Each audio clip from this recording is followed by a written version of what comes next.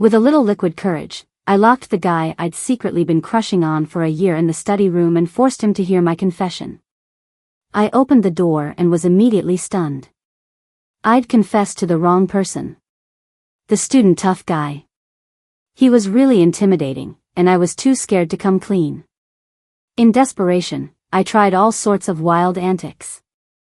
I was sure they would break up eventually. Soon, the whole school was buzzing about how he was begging me not to leave him. Last weekend, I went shopping with my best friend, Coco, and she dragged me to get my tarot cards read. I didn't think much of it and casually picked 3 cards. But then things took a weird turn and everything the reader said came true. The tarot reader told me my crush was in the same school, a year older, and had once saved me. Then she shocked me: if I didn't confess by next week, we'd lose our chance forever. I was so shocked I had to lift my jaw off the floor. On the way back to the dorm, Coco kept urging me to confess. "Selena, if you confess, you'll totally rekindle your fate. Don't chicken out, go get Evan." I was unsure about it. The tarot reading seemed like a word trick, and it didn't say if he'd say yes if I confessed. Coco, exasperated, gave me a pinch. "You're overthinking it. Rounding up, confessing means you're together." Over the next few days, I couldn't eat or sleep, feeling overwhelmed. Blame that darn tarot reading. And then Coco kept pestering me, offering all kinds of advice. Evan was a year ahead in the same department and the dream guy of all the girls. I'd been secretly in love with him for a year. We were just regular friends, even though he looked after me a bit. But there were few girls in our department, and he was gentle with everyone. I didn't feel like he liked me at all. Confessing was terrifying. It was almost sure to fail. It might have been Coco's persistence, or the fact that part of me wanted to believe the tarot. Anyway, I decided to go for it. Evan often stayed late in the study room until everyone else had left. I asked him ahead of time if he'd be there, and he said yes. The plan was to wait until he was alone and confess at the door. Worried he might walk away, I borrowed the key to the study room. My first time confessing, I was so nervous that my legs were shaking. My phone died from overuse, and I had to drink to steady my nerves. Like a weirdo, I sat on the stairs opposite the study room, counting people as they left. Weak-kneed, I kept running up and down, out of breath. Near the door, I paused to catch my breath, hearing someone inside gathering things. He was about to leave. OMG, I was freaking out. I don't remember where I found the courage, but I reached out, turned off the lights, closed the door, and locked it. It was a smooth move, followed by a swear word from inside. There was no going back now, I had to push through. Outside the door, I tried to speak firmly and steadily. "I have something to tell you. I'm too scared to say it face to face. I'll let you go after I say it." I thought I heard a scoff. I couldn't be bothered with that. "I'm Selena. I've liked you for a long time, for being gentle and kind, for your serious demeanor, and so much more. Could you be with me?" Silence. No response. "Just open the door." Evan's voice wasn't the usual gentle, deep tone but had a teasing edge. Odd. I obediently unlocked the door, and it swung open. The lights came back on, and I was dumbfounded. When did Evan have plastic surgery? The tension snapped in my brain. No, wait, I knew this guy. It was the infamous school tyrant, Steve. Just kill me now. I can't mess with this guy. I backed away a few steps, grabbing the stairway railing to steady myself. With tears welling up, I forced a smile uglier than crying. I made a mistake, had some drinks, my brain's fuzzy. I'll just leave quickly now. I was about to bolt when he grabbed me by the collar, yanking me back. I'd heard Steve was cocky, wild, with a sharp tongue. Many girls confessed to him, only to get insulted and sent away crying. He was rumored to like curvy, sexy women. I consoled myself, thinking I was just in for a scolding. Steve smiled sweetly, leaning down. I felt it was bizarre. Selena, don't run. I accept. I must have been hearing things.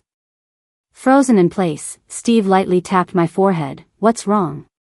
Too happy. Can't believe it? No, dude, are you drunk, too? I shakily asked, did you drink, too? What, want me to drink with you? This fiasco had to stop.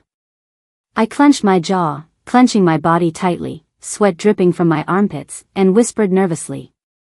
No, if I, wanted to take back what I said, could I? Steve's face darkened, eyes fierce as if he'd destroy me on the spot, icily replying. Selena, are you saying you're joking with me, playing truth or dare? After speaking, he shot me a deadly glare. I felt if I told the truth, my life would end on the spot. So I forced a smile. No, none of that. Then come here, let's take a photo.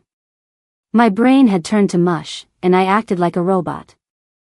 I don't even remember how we took the photo or how I got back to the dorm. Feeling lifeless, I stumbled into the dorm. After tonight's mental breakdown, I was in bed without even showering. I got shaken awake in the middle of the night. I opened my eyes and, oh boy. A bunch of people huddled around my bed. I suddenly remembered a meme where a poor little kitten was surrounded by watermelons. Selena, you've been keeping secrets, huh? Not a peep, and you snagged Steve. What did you use, master level? Can I, a bronze medalist, do it too? How far did you get? Tell us in detail, is the school tyrant as firm as they say? Where did they hear about this? I felt my face must have looked constipated. They kept needling. Don't be shy. We're waiting for your guide to exiting singlehood. Selena, you get a man and forget your girlfriends. I interrupted them out loud. No, where did you guys hear that from? Steve personally posted on the confession wall, saying you two were a couple, telling others not to think about you. There's photo evidence. Look, isn't this a sweet picture of you both? I took the phone and zoomed in to look closely. The mess I looked like clearly startled me. Sweet my foot. This is a disaster. Now it's really blown up. After finally seeing off that group of people, Coco came over, cautiously asking me what was up. I told her the truth and was full of regret. As a modern young person, I really shouldn't have trusted in divination. So what's your plan next? Coco did remind me, the most important thing now is to think of a strategy for what's next. Just sitting here regretting won't help. I suddenly sat upright, determined. Coco, find me a way to make a guy initiate the breakup. She looked shocked. You don't plan to explain the mix-up? Or just break up yourself? I shivered. Coco, you might as well just send me to my grave. It's Steve we're talking about.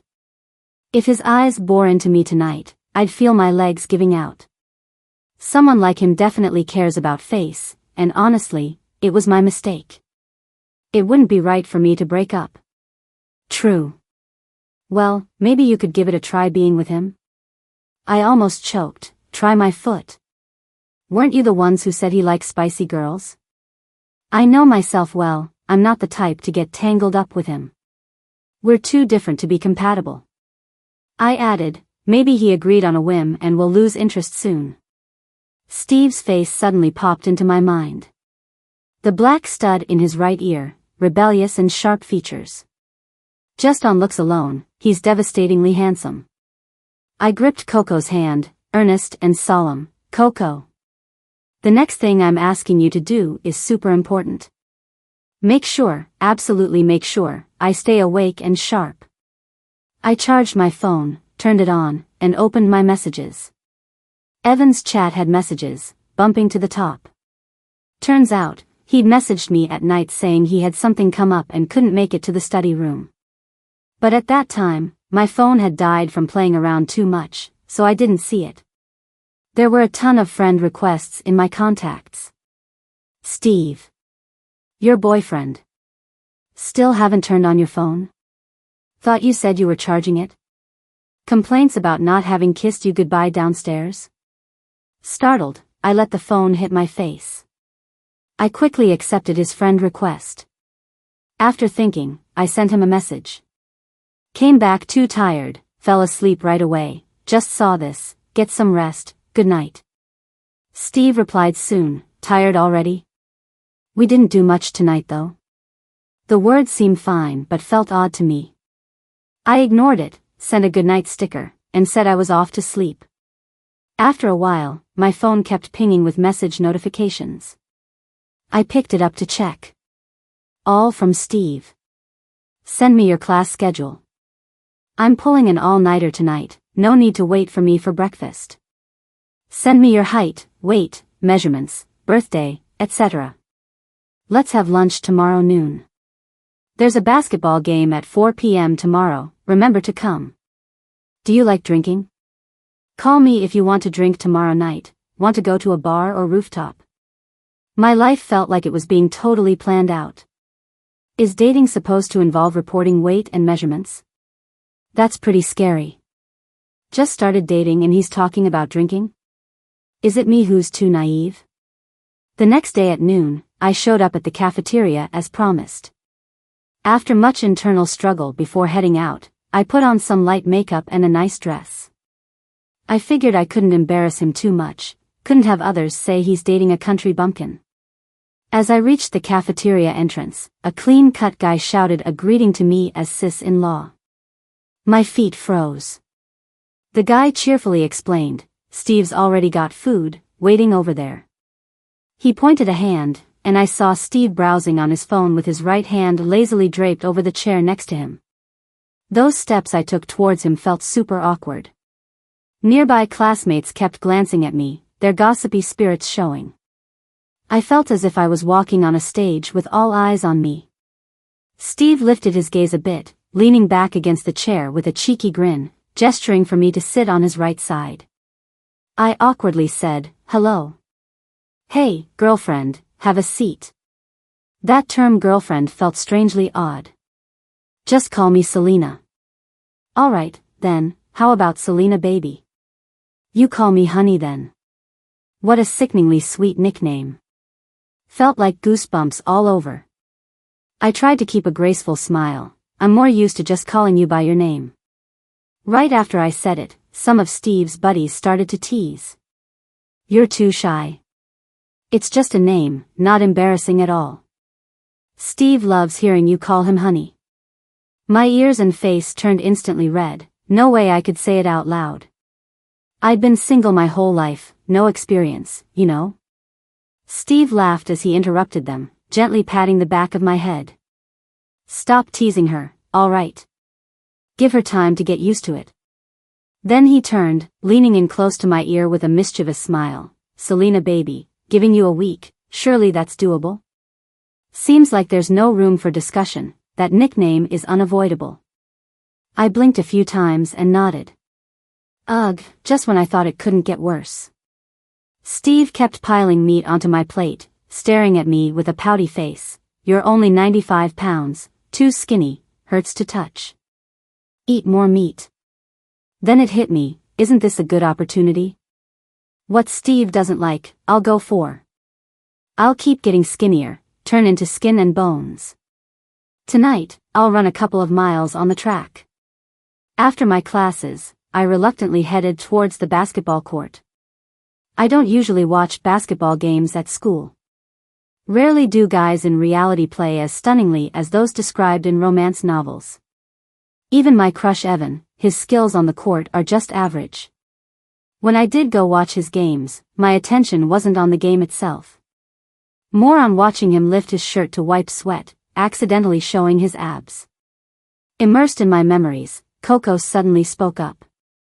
Selena, today's basketball game. It's our software engineering department versus the finance department. Steve is in the finance department. I'm shutting down, don't want to talk. Who should I be cheering for though? Both sides, man, it's tough. Whatever, I'll just root for our department. Steve shouldn't be that petty, right? I'm sitting on the left side of the basketball court, surrounded by classmates cheering for our department. Steve's not on the court, but he's glaring at me like a heat-seeking missile, just staring me down. It's making it hard to focus on the game, and I'm too nervous to look at Evan. First half, our department's got a slight lead. During halftime, I get a message on my phone. Selena, babe, I'm going on in the second half, come cheer me on. With him saying that, how can I not? Can't. Life's tough. I shift over to the finance department side. As soon as I sit down, Steve's friends start talking me up, all at once. Basically, they hype Steve up as a basketball legend and tell me to watch closely. It's not like it's an NBA game or anything. Second half kicks off. Soon enough, Steve's got the ball. He's moving slow and smooth, dribbling effortlessly, with this smug smile like he owns the court. The crowd's going wild, screaming frantically. Okay, you're handsome, but how about shooting the ball? I'm thinking, and then Steve suddenly does a flashy spin. Nails a backward three-pointer. The screams get louder, like they're gonna burst my eardrums. I lean forward, trying to get a better look. Steve just happens to glance my way. Our eyes lock. He gives me this cocky grin, and I almost lose my cool. Then he casually lifts his shirt hem to wipe the sweat off his face. Did I just see abs? Is this something I get to see for free? This epic shot and looks, he might as well be a romance novel hero. I'm freaking out inside, but on the outside, I'm totally playing it cool. Probably 'cause I naturally have a poker face. Everyone says I look all chill. Just then, a guy behind me hands me a bottle of water and a pack of wet wipes. Steve's water is with you, right? Help him wipe the sweat later. I awkwardly smile, you guys can do it. I'll wait here. Don't. Steve knew you were coming, and he's playing his heart out today. Usually, he just plays if he feels like it. If Steve doesn't see you come over, he'll be so bummed. Alright, can't exactly snub him. I look over to drag Coco with me so it won't look weird. Oh right, I switched seats. Coco's not here. If Coco were here, at least she could keep an eye on me.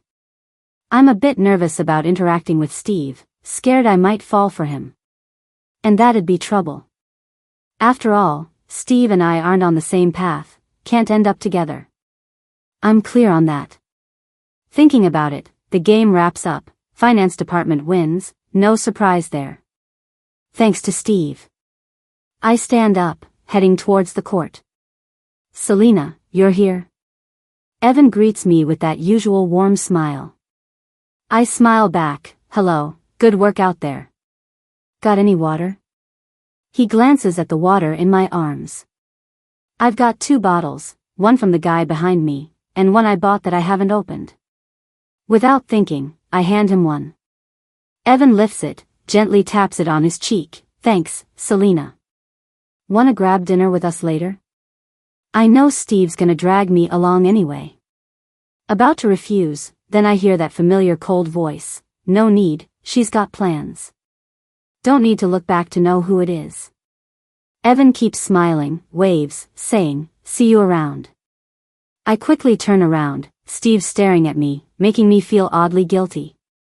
Before I can even step forward, he's right in my face in a flash, angrily asking, got lost delivering water? Where's mine? I sheepishly present it with both hands, here it is. What, am I not working hard too? What's this about? My brain kicks into gear, I get it. I step back, give a 90-degree bow, great job today. Steve chuckles, loudly, Selena babe, you're hilarious. Was that an insult or a compliment? Whatever. I unwrap the wet wipes and put one in Steve's hand. He frowns, eyes fierce, grumbles, not gonna help me? I'm tired. Alright, no rejecting that. He leans down, closes his eyes, and moves closer. I get on tiptoe, take the wipe, and gently pat his face. Steve's face is warm post-game, the heat reaching my fingertips through the wipe. His eyelashes are so long, thick and dark. His skin's flawless, pores nearly invisible, it's enviable. Eyebrows neat as if painted, brow bones prominent, nose sharp as a knife. Stop thinking about his lips. What am I thinking, Selena? Look any longer, it's practically a crime. I turn away, my mind like a stirred lake. My mouth feels dry. A moment later, Steve grabs my wrist, that's enough. He hands the leftover water to me, carefree. You must be thirsty too, have some before you go. This surprises me, isn't this an indirect kiss? I'm not thirsty, it's fine. Steve furrows his brow, is it 'cause I drank it? I'm embarrassed, like I'm holding a hot potato. To drink or not to drink, that is the question. Quick thinking, I come up with a perfect excuse. I had A.H. pylori infection, just finished a treatment, got a checkup in a month. Docs say use separate utensils, watch hygiene outside. You should get a breath test if you have time, it's common, once treated, it's okay. Steve relaxes, I didn't know that. Anything else to watch with this bug? Sensing a good diversion, I summon the courage and say. This bacterium spreads through saliva, meaning if it's untreated, no kissing allowed. I'm such a genius. I've got a follow-up appointment in a month, results determining if further treatment's needed. If Steve gets tested, the process takes at least a month and a half. So basically, I have at least a month of peace. A month from now, we might both be done.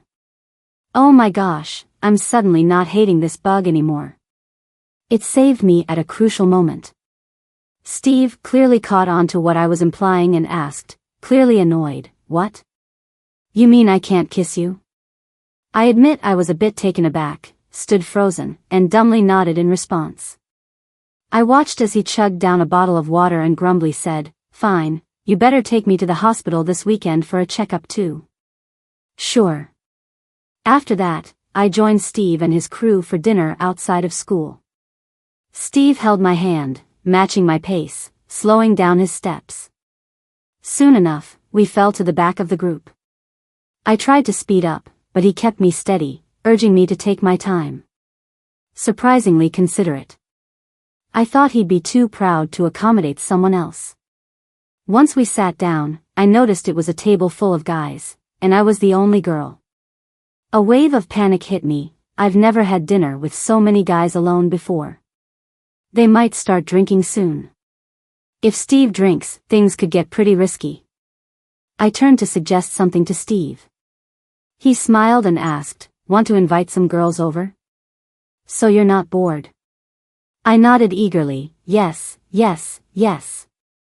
I stepped out to make a few calls, bringing Coco and my roommate over. I pulled Coco to sit to my right. Before she arrived, I kept texting her. Coco, my life is in your hands tonight. No drinking for you. If anything happens, you gotta take care of me, don't abandon me.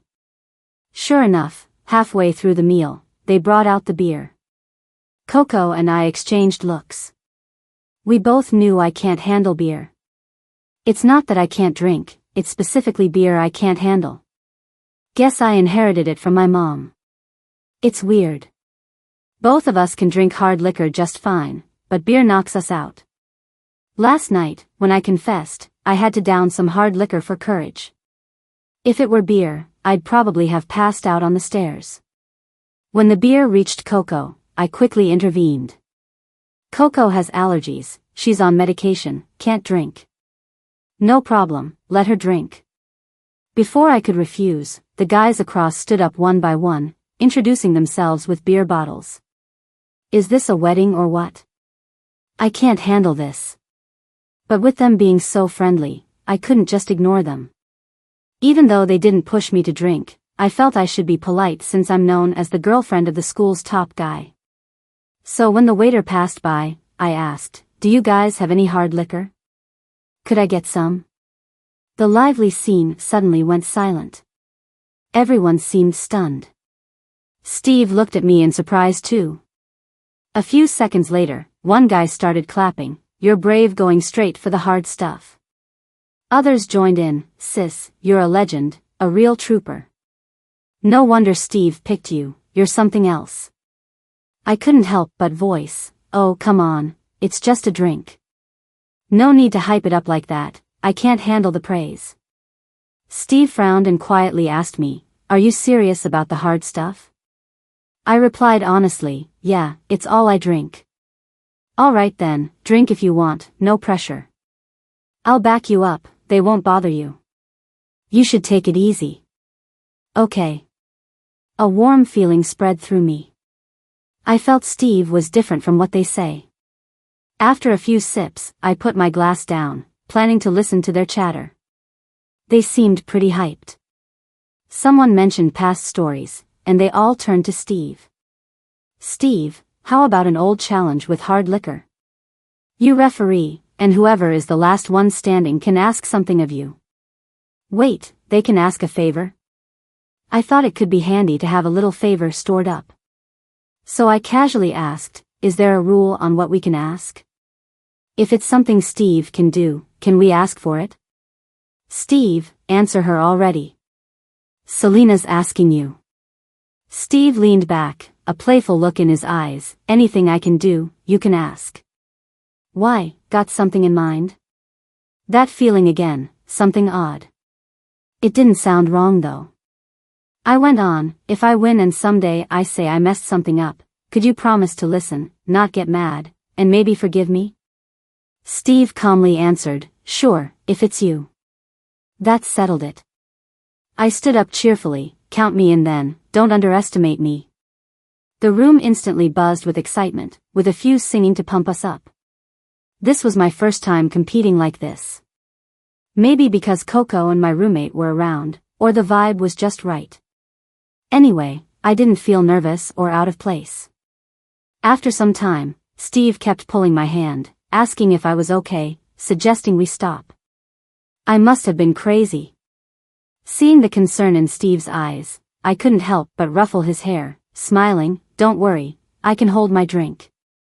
Realizing what I did, I pulled my hand back quickly. Oh my gosh, definitely the alcohol's fault. I don't normally have the guts for that. I thought Steve grabbed my hand to stop me, but instead, he held it gently, almost tenderly. It tickled. I froze, caught in a daze. Were my hands really that appealing? Who knows how long passed before I started feeling tipsy, maybe what's called 5 drinks in. But I was still conscious. Just as I expected, I was the last one standing. Before blacking out, I remember tightly hugging Coco, clinging to her and shouting, "Coco, I did it. I won. Selena rocks, right?" And then, blank. 5 the next day, I woke up with a pounding headache. I looked around and realized I was in my own dorm room. Phew. What a relief. As soon as I got out of bed, I noticed my roommates weren't there. I called Coco to come over. The moment she walked in, she looked like she had something to say but was hesitant about it. I was dying to know, "What's up? Did I do something bad last night? Please tell me I didn't get drunk and end up kissing Steve or something." Coco shook her head and said, "No, nothing like that. You guys didn't get up to anything like that last night." I patted my chest with relief, feeling my heart settle down. But then she said, "What you did do was a bit over the top." I was sipping some water and nearly choked. "Stop with the suspense. Just spit it out." Feeling like I was ready to face whatever came next, I said, "Go on, tell me. You got really drunk and clung to me, refusing to get off." I replied calmly, "Well, that just shows I've got a good sense of security. I still remember to hold on to you in times of need." Coco face-bombed and added, "The point is, Steve was just being nice, trying to help you, and you acted like he was a fly you were swatting away. You called him names, told him he was an awful person, accused him of flirting around. Oh, great. My life is over." Thankfully, his friends were too drunk to remember anything. But you didn't see his face. It was as dark as coal. Trying to deflect, I joked, "Coco, you're so impressive. You managed to carry me back here." "Yeah, right. With my stick arms and mosquito legs?" "Not quite. To be fair, Steve was really composed about the whole thing. Instead of holding a grudge, he waited for you to calm down and carried you back to the dorm. He even worried about your skirt riding up and tied his buddy's jacket around you. Coco poked my forehead, hard. You insult him in front of everyone and then at the dorm entrance decided his black pants looked like trash bags and puked on them. I touched my face and limbs, checking for any obvious damage. And he didn't hit me? What did he say? He just frowned and asked us to take good care of you. Said he'd settle things with you later. I grabbed a pillow to hide my face, wishing I could just cry and be done with it. Can someone tell me what it costs to offend the school bully? I felt my heart start to slow down. Coco added, oh, and another thing, you used up the prize you won last night. What? Apparently, after you stopped clinging to me, you latched onto a pillar instead. You yelled at Steve to redeem your prize, saying you wanted to hug it, that its legs were much sturdier than his. My skin tingled. Suddenly, life felt harder than a dog's life. One shocking revelation after another. I should have just minded my own business from the start. I tossed and turned for a while before springing up. Coco, do you think this might work in my favor? Like, Steve will get tired of me, and we'll break up soon, right? Coco looked a bit regretful. Do you really not want to be with him? I mean, you've only been together a day. He seems pretty nice, maybe you just imagined he's mean to you. I immediately shot back, don't try to confuse me. I know what's best for me. Look at his lifestyle, his background, that's a wealthy family. I'm from an ordinary background. We're incompatible. You should stop reading so many romance novels. Don't believe in that nonsense where things just work out because you're together. If I know we're going to split, why make it painful? What am I thinking? Am I bored or something? Coco tried to reason with me. Do you really need to be so clear-headed all the time? Can't you be a bit confused now and then? I explained firmly, ordinary people should live ordinary lives. I'm not looking to clamber into high society through marriage. You know what happened to my aunt, life with just material desires and no love. What's the point? I lay down, clamping my mouth shut, not wanting to get more worked up. No need for it. People should have clarity. Those who don't end up finding ways to vent. Being young means having choices, so it's the time to avoid indulgence. Choose carefully, survival of the fittest. That's been the rule all along. I might not be that smart, but I'm not dumb. With that realization, I felt less afraid of Steve. So, I ticked him off, but it gives him a reason to break up. Steve said he'd settle this with me, so I better be prepared. I remembered being added to their group chat and quickly pulled out my phone to find Mark, sending him a friend request. He was the one leading the toast last night, one of Steve's close friends. He accepted it quickly and messaged, "What's up? Steve's out right now. Do you have a picture of his student ID card? If you don't, could you get one for me later?" A few minutes later, Mark sent it over. Using the bank account number on the card, I transferred $800 to Steve. I didn't know exactly how much dinner cost, but counting the four of us girls plus Coco, I guessed around $100 each. Steve was wearing black athletic pants last night. I figured $300 should cover dry cleaning. 500 plus 300 equals 800. 800 is what I earned from a month of tutoring. After sending the money, I went back to sleep. Until the phone rang and woke me up. I groggily swiped the screen out of habit. "Hello." His voice was loud and clear. "Selena, what are you doing?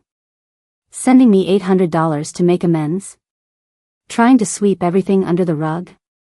So fierce." I snapped right awake. "No, that's for our dinner and the dry cleaning for your pants." Steve's tone softened. "I'm sending it back. There's no need. I don't need the money. It's only right for me to spend money on you." "That won't do." I didn't want to owe Steve money or take advantage of him. Even if he's my boyfriend, I shouldn't spend his money just because of that. I sighed. Remembering my outbursts last night, I figured I might as well keep going. With a deep breath, I bravely retorted, "Steve. Just take the money. Why all the fuss? You're being so annoying. If you return it, don't ask me out again." After my bold statement, my legs were shaking. I waited for Steve's anger, expecting him to tell me to get lost. But he wasn't following the script. Instead, he kept laughing, making me feel uneasy. Then he said, "Selena, darling, if you want to spoil me, that's possible, just that $800 only covers half a month." What kind of weird thought process is this?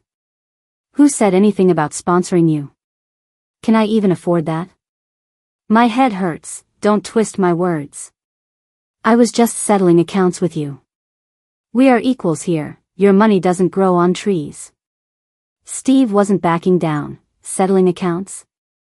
What about last night when you hurt my pride? How are we gonna deal with that?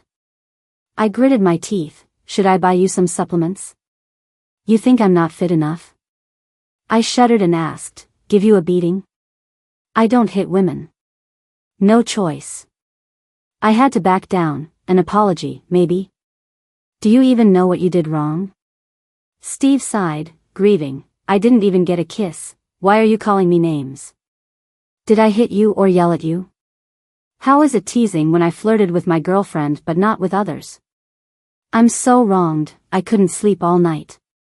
What do you expect me to do? Suddenly, his voice perked up. Post something like that confession on secret wall for me?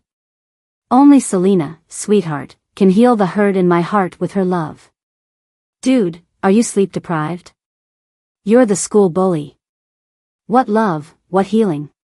You're freaking me out. Has the world gone mad? This isn't how I imagined it. I'm going nuts here. Someone save me.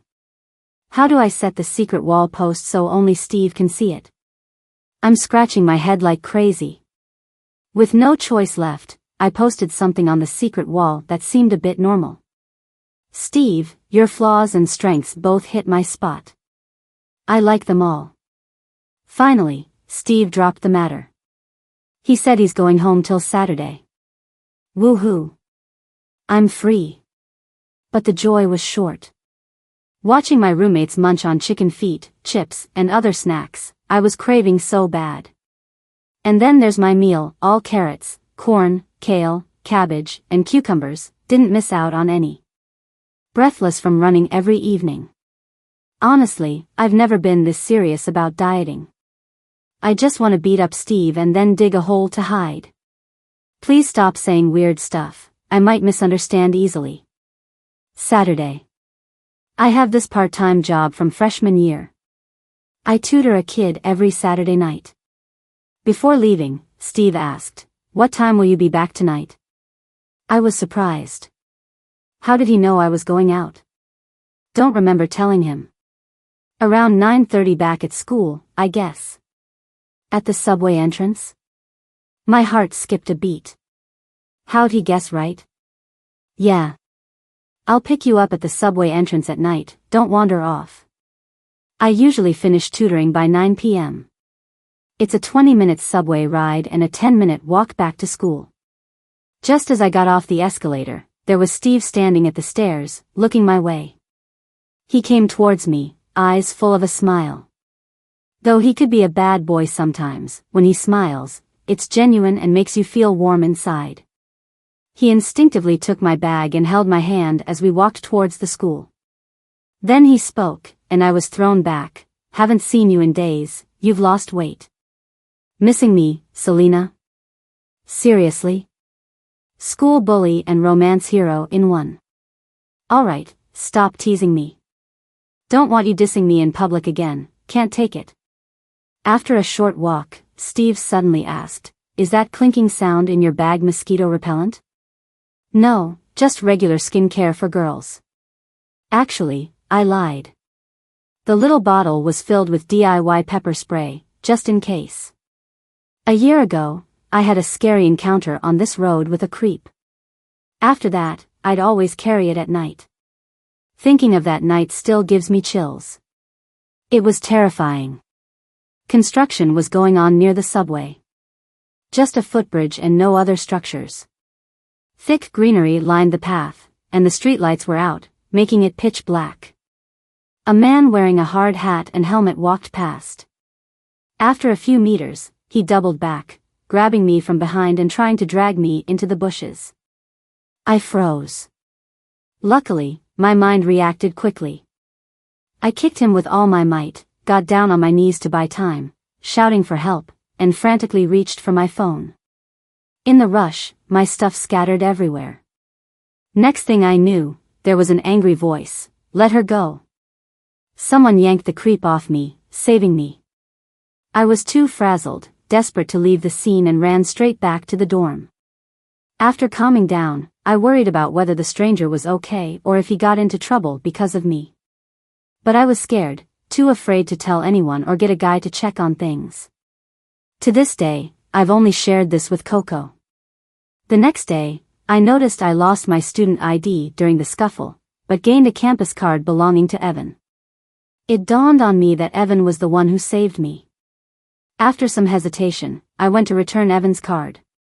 His smile was warm and considerate, respecting my feelings by not bringing up the night. I earnestly thanked him. "Really, thank you for last night."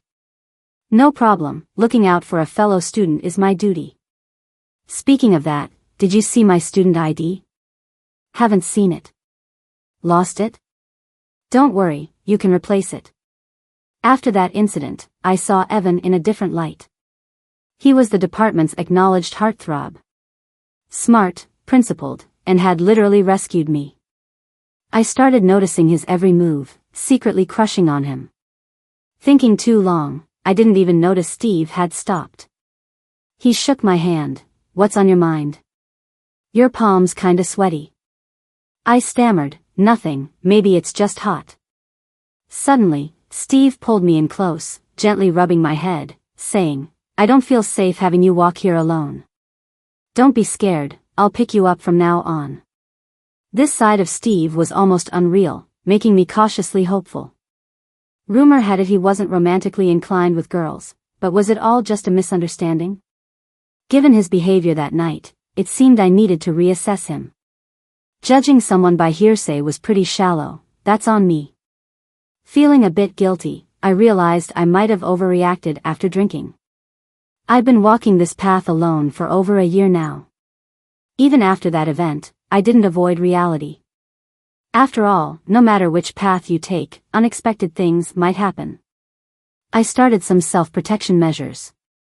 Like walking down this road, I'd stay extra alert, hold pepper spray, and call Coco, or just pretend I'm chatting with someone.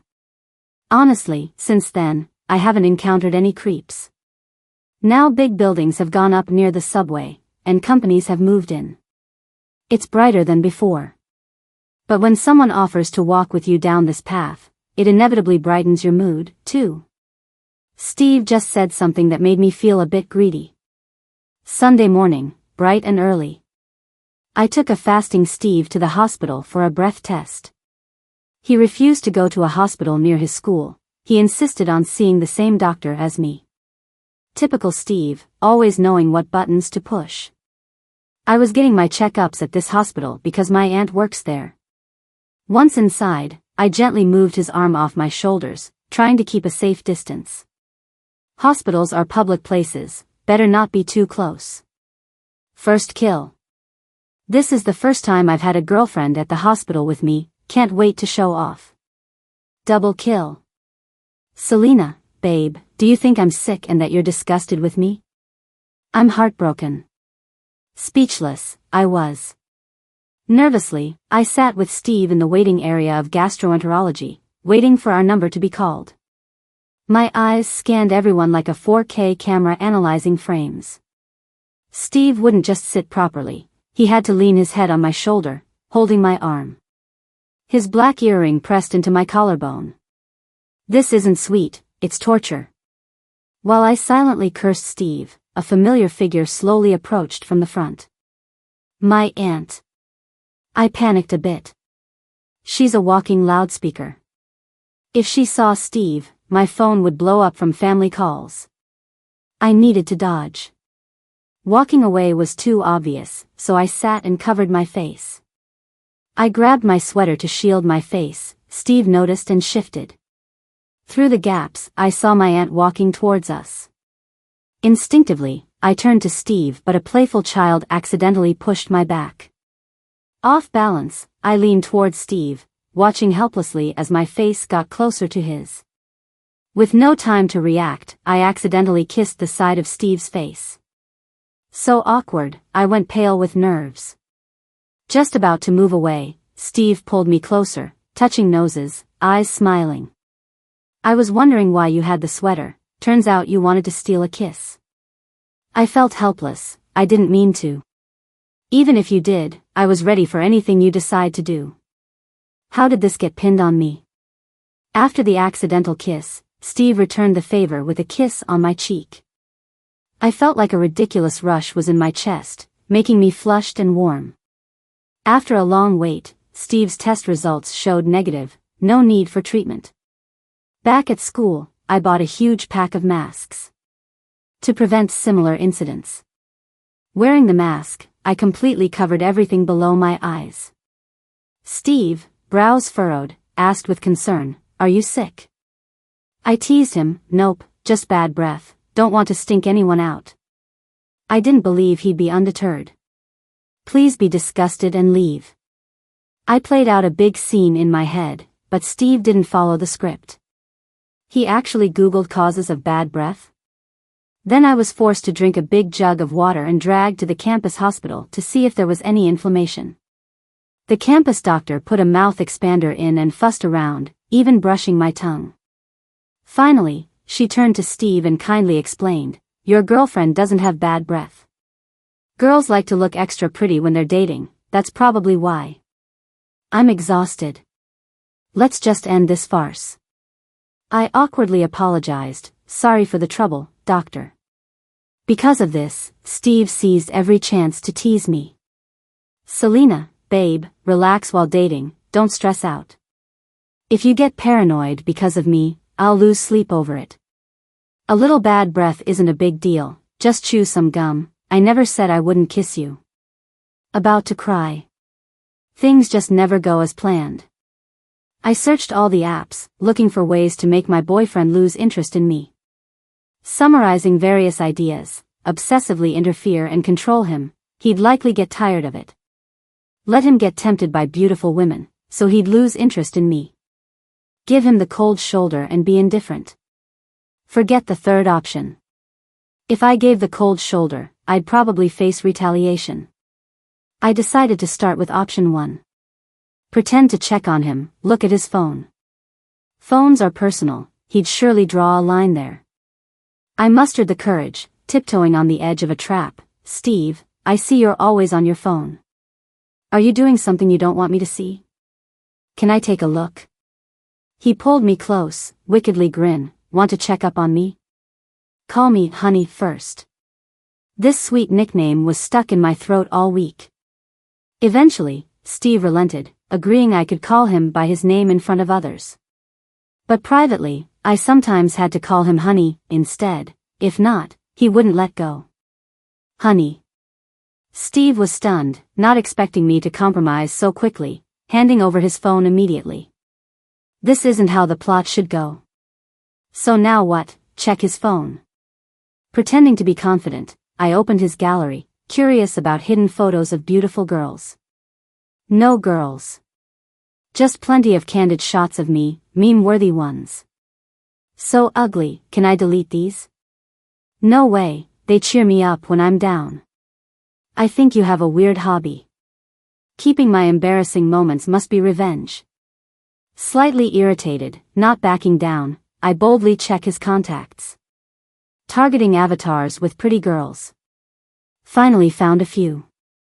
Checked conversations. Just normal ones, no flirty messages. I still couldn't let it go. I went back to the home page and saw that he had pinned our chat. I scrolled through the chat history, and nothing seemed off. I sighed inwardly and handed the phone back. Steve smiled deeply, reaching his hand out casually. "You've been through mine. Is it my turn to check yours?" Though I didn't think there was anything sketchy on my phone, I was inexplicably nervous, with my eyelid twitching. Steve opened up my photo album and social media, and I watched cautiously from the side. He opened the chat with Coco, and when I saw the latest message, I gasped. Last night, I had shared a fitness video of a cute guy with Coco, adding some comments. Steve opened the video, switched to the app, and snickered at me. "Selena, darling, so you like checking out guys with muscles? Want to give him a like?" A chill ran down my spine, and I stammered, I didn't. I really didn't. Chatting with my bestie, being a bit dramatic, indulging in some banter, it's normal. Besides, I mostly watched videos with the girls last night. I'd scoured through female streamers' content for Steve, figuring he'd enjoy the eye candy. I mean, those ladies with killer looks, hot bodies, and captivating dances were just mind-blowing.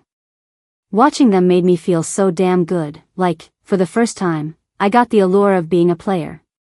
Before exiting the app, it suggested a bunch of cute guys' videos. I randomly clicked through, swiped away the ones I didn't like, and ended up forwarding one that caught my eye. I swear, I didn't go searching, it was all fed to me by the almighty algorithm. Not my fault. I was about to explain. Steve laid the watch history in front of me, clicking his tongue, pinching the soft spot on my waist, teasing, "Didn't watch? So, who did, huh? Ghosts?" He added, "You're staying up late checking these out? No wonder you always say you're tired." I protested, "I'm not, I didn't, stop saying that." Struggling to defend myself, I whispered, "You've got it all wrong, I was in it for the dancing ladies. Look, if you don't believe me, scroll further through my history. The guys were just accidental clicks, didn't really watch them." His grip tightened, still smirking, "Didn't really watch? Meaning you wanted to, but didn't get the chance, huh?" I was exhausted. Misunderstood again. What a ridiculous mess. I just wanted a breakup or to be dumped. How did I become the bad girl here? Steve didn't bother listening to my explanation. He dragged me towards the gym. I asked nervously, "Where are we going?" "What for?" Afraid he might use a ball as a weapon. Steve wore a devilish grin, his voice lazy and deep, swimming. "So you can admire this body, babe." "That's not what I meant. Stop imagining things." The moment we hit the pool, seeing Steve sent my heartbeat into overdrive, and once my ears turned red, they stayed that way. I plunged into the water, determined not to look his way. Not that I didn't want to, but I was too afraid to resist that irresistible charm. I've got some pride too. Getting a nosebleed in the pool would be way too embarrassing. The next day, I was on the confession wall again. Check out the sweet love stories of the school hotshots, still in pool romance. Forget it, I'm just going to be a lazy couch potato. After letting go, I stopped causing a scene. Steve still picked me up and dropped me off every Saturday night. We'd go out for dinner, walk, and he'd even join me for class sometimes. I always thought he was a total slacker, but turns out it wasn't that simple. He seemed like a playboy, but never failed any classes. His GPA was just average. His friends told me that every semester, they'd study all night in the month leading to finals. According to Steve, failing was a no-no. Anyone who didn't hang with him next term. You could play hard, but have to be smart about it, and never skip on academics. So that's how it was. I even pretended to take him to the library, thinking he'd hate going to class. He might have thought I was controlling him and get annoyed and tired of me. But nope, he genuinely studied his textbooks. I was floored. A few days before another doctor's appointment, someone approached me. Her name was Lily, claiming to be Steve's official girlfriend. Dressed head to toe in designer, with a huge diamond ring and blessed with stunning looks, she had an elegant air and great taste. But her demeanor didn't match her looks. She started off by snapping, "Girls like you just love cheap milk tea. Full of sugar and fat, no regard for fitness. Am I drinking your family's milk tea or something?" She went on and on. Your name's Selena, right? Sophomore this year. Heard you're with Steve. I replied begrudgingly, yeah, spit it out. She frowned, clearly disdainful. How can a girl talk so rudely? Listen up, I'm Lily, Steve's real girlfriend. You're just a substitute that resembles me slightly, a plaything he's using to tick me off. He's just playing with you. Sorry, I'm not buying what you're selling. Staying cool and unbothered, I said plainly, Lily, right? No need to fret. As you said, he'll ditch me eventually, so you didn't have to sweat the sun to find me. She huffed, I came to warn you out of kindness. Know when to quit, or you'll be the one embarrassed, crying later. I couldn't resist snapping back. Want me to walk away? First off, why would I listen to you? Second, if you've got the guts, go ahead and snatch him away. Or is it Steve who doesn't care about you, leaving you no choice but to target me? Her lips quivered with rage. It took her a while to reply, you just can't reason with some folks. A person ought to be self-aware. I urge you to wise up. Not just Steve, even his family wouldn't accept a girl from an ordinary family like you. I didn't even need to hear more to guess what's next. Wasting time arguing with her. I'd rather not. I cut her off impatiently. I've heard enough. If there's nothing else, I'll be on my way. You find your own way back, I won't see you out. Spinning on my heels, I left, hearing Lily cussing behind me. I got tempted to ask Steve about it, but I held back. No need to bother. Smiled wryly, just perfect for a quick breakup. Avoiding these predictable, annoying issues, the sooner, the better. I kept acting normal with Steve, just feeling a bit annoyed. Honestly, who wouldn't be a bit peeved after being confronted like that? I went for my follow-up appointment. Treatment was successful. Steve was over the moon, treating me to a fancy dinner. The breeze was gentle, like summer mixing all its warmth into one sweet moment. Steve dragged me up to the rooftop, holding a cup of my favorite milk tea. I knew why he brought me here. Strangely, before today, I was super anxious about this moment, couldn't imagine kissing someone I didn't like. But now, I felt neither sad nor happy, just a bit bitter. I didn't really get myself. In the middle of chatting, Steve turned to look me in the eyes, like he wanted to say something but didn't.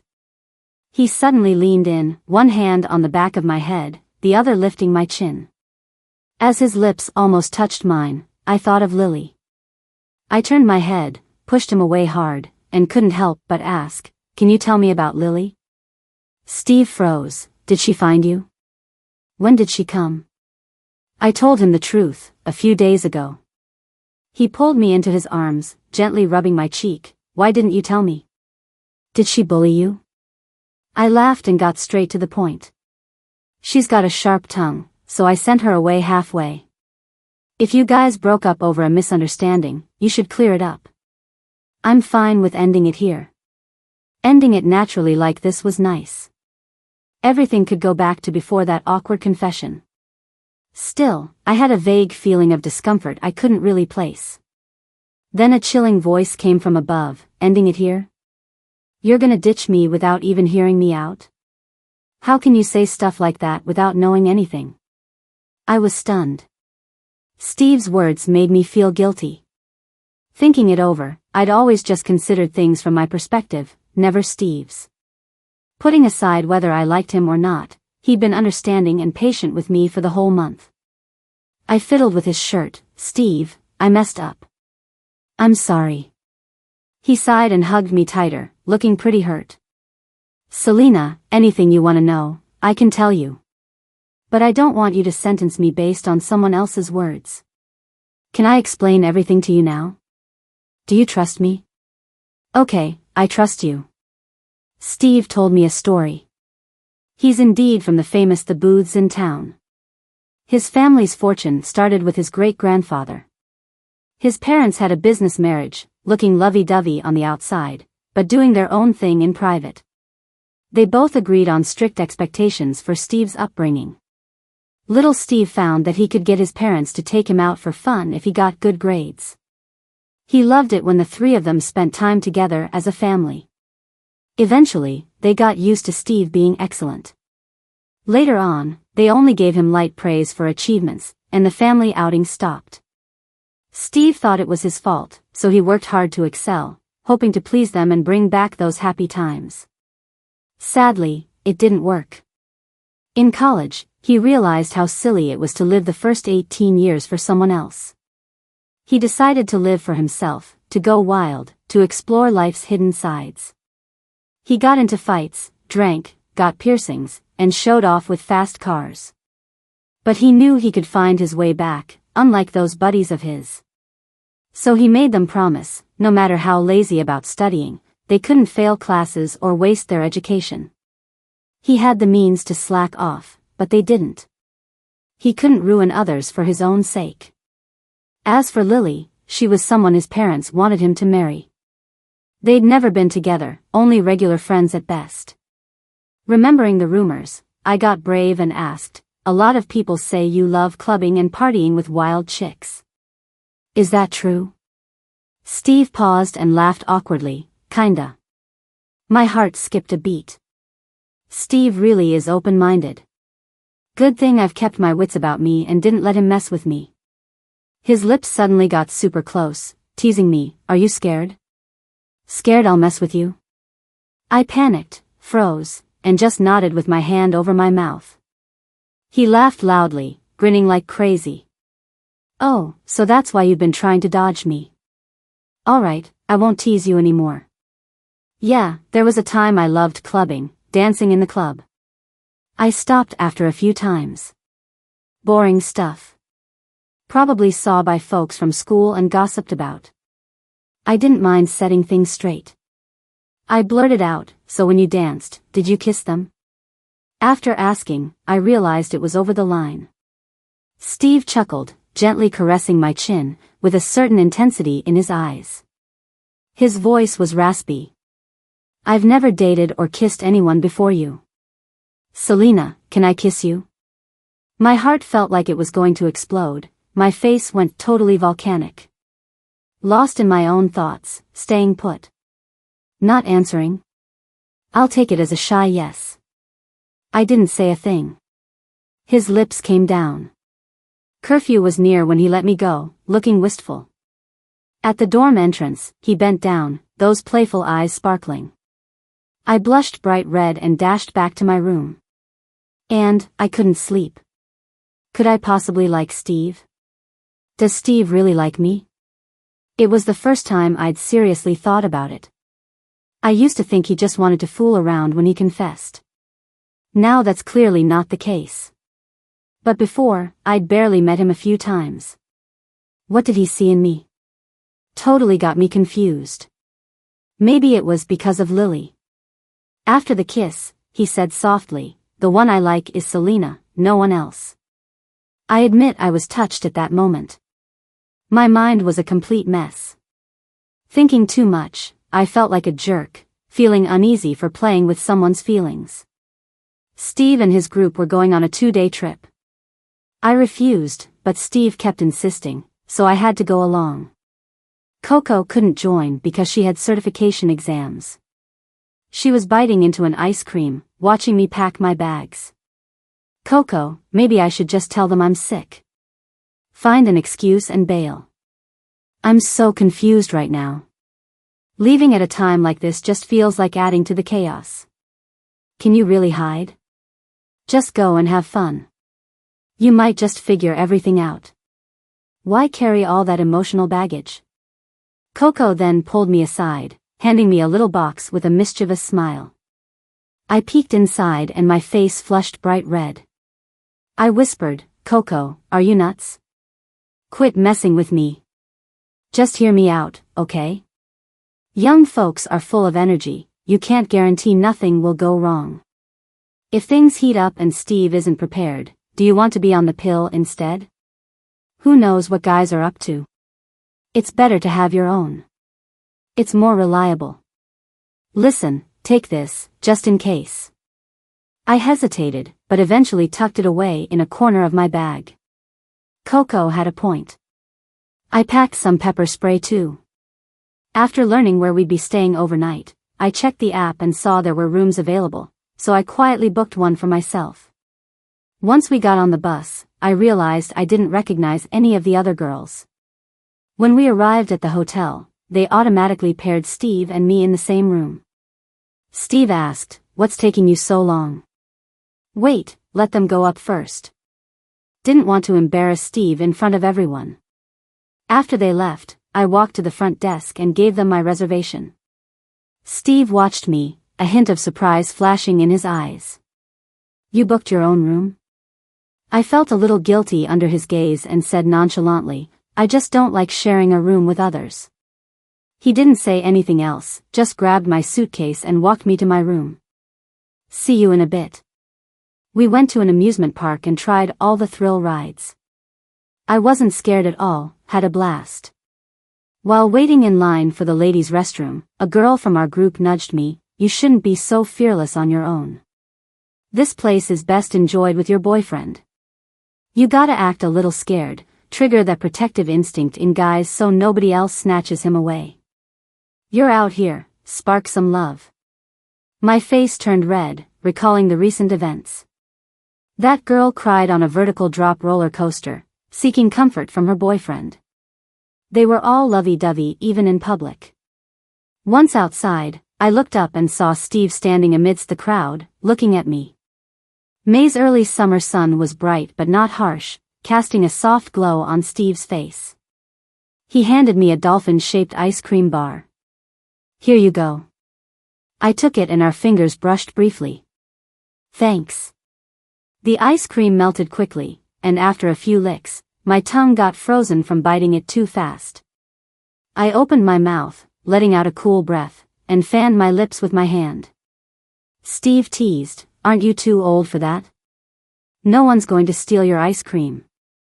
I playfully motioned to kick him, but he dodged, turning to ask, "Is it that cold?" Mouth half open, I mumbled, "Duh." Just as I said that, Steve kissed me. I froze, totally didn't expect a surprise attack. We were in public, after all. Around us, people started watching. He feigned innocence, smiled slyly. "Still cold?" I quickly waved him off, embarrassed to my core. "No, I'm good." Steve licked his lips. "Well, I'm not. Too sweet, I'm kinda thirsty."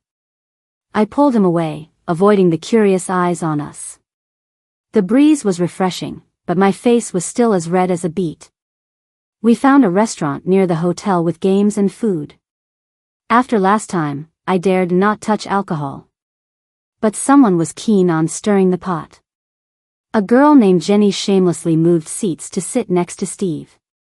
During the day, she almost fell into Steve's arms at the park. It's clear she liked Steve and didn't care about me. She kept trying to chat with Steve, but he ignored her, turning to chat with me instead. Under the table, he caught my hand and traced the letters SOS in my palm. I didn't respond, so he tickled my hand. I tried to pull away, but he held on tighter. He clearly wasn't planning to let go. No choice. I placed a few dishes on Steve's plate and kindly instructed, "Careful, it's hot, eat slowly." Steve chuckled and let go of my hand. Jenny chimed in, "Steve, don't you not like shrimp?"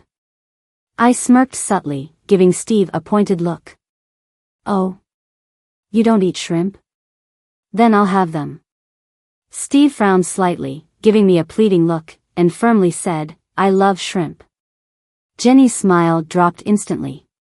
Mid-meal, Steve's friend brought up my past achievements. Jenny listened, then grinned at me.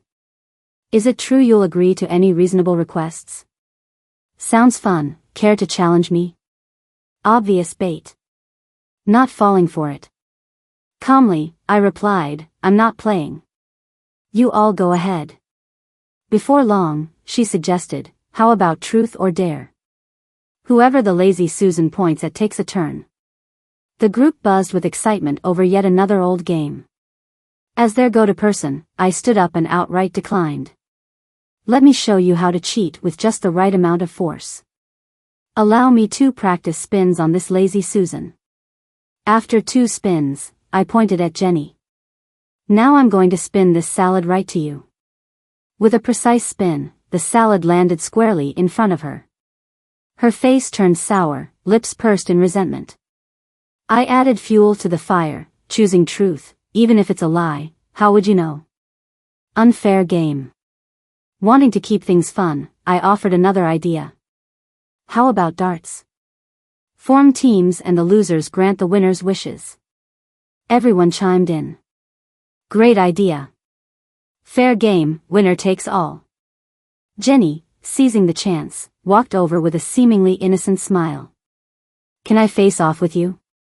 Feigning hesitation, all right then, they say third time's a charm. Refusing all the time isn't nice. Hope she doesn't end up crying. A group of folks surrounded us, cheering and betting on who'd win. The game's simple, each person gets a turn to throw 3 times. The one with the highest total wins. Jenny went first and hit the outside ring on her first throw. Not bad. My turn now. I hesitated, aiming for the bullseye. Jenny smirked, probably thinking I wasn't any good. With a swift throw, the dart sliced through the air and nailed the bullseye. Thunderous applause and cheers erupted. Exactly the effect I wanted. Mental warfare. Back in the day, my little brother made me play all sorts of games at parties to help him impress girls. Jenny got rattled, messed up the next 2 throws. I, on the other hand, hit the bullseye 3 times. Sorry, remember the bet? How about you down that can of beer? Thinking I'd go easy since she's a girl. Jenny didn't flinch, tilted back, and chugged it down. The culprit who's been quietly observing finally wobbled over. Steve raised an eyebrow and teased, didn't know you could throw darts like that. Quite the talent. I smiled without giving too much away. I got plenty of skills you don't know about. He leaned in, voice low. Wanna tell me more about those skills later? Not really interested in talking to him. I turned to get some water, but after a gulp, realized it was beer. Crap. Said I needed to rest and Steve, without a word, led me out. I kept it together, fighting off the impending buzz as we went. Once we hit my room, I collapsed on the bed and quickly dozed off. Woke up with a dry mouth, reached for the bottle on the nightstand, but touched something firm and stretchy instead.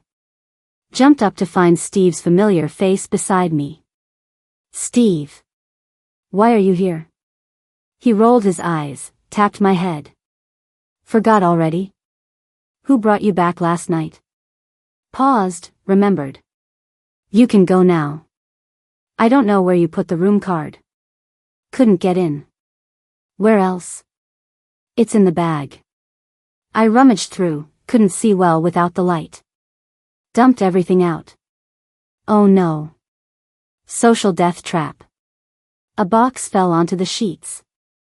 I reached for it, but Steve snatched it first. He lifted it with a smirk, head tilted. Handing out treats? Panicked, I blurted, misunderstanding. It's just a thing I carry around. Tried to explain, but it just got worse. It didn't move, it's just there. Embarrassed beyond belief while Steve sat there laughing. Steve always finds a way to make me feel awkward around him. Suddenly, he pulled me close, I stumbled into his arms. He held my waist, bent down as if to kiss me. Alarm bells rang in my head, I dodged. He chuckled, not mad, seemed amused. Don't fight it, just a kiss. Random movie scenes flashed in my head, face burned red. I mumbled, in movies, the guy pretends to be a gentleman and then. He chuckled, more amused than anything else. Having a good defense is smart. The world's full of bad people. Trust me, though. Since when were you a good guy? Steve pinched my nose. Don't think you can fool me, I know when you're cursing me in your head. What the heck? Can he read minds? I met his eyes, which seemed sincere. Selena, I mess with you, but I'd never do anything terrible. Trust me, you're safe. I knew his promise might not be entirely true.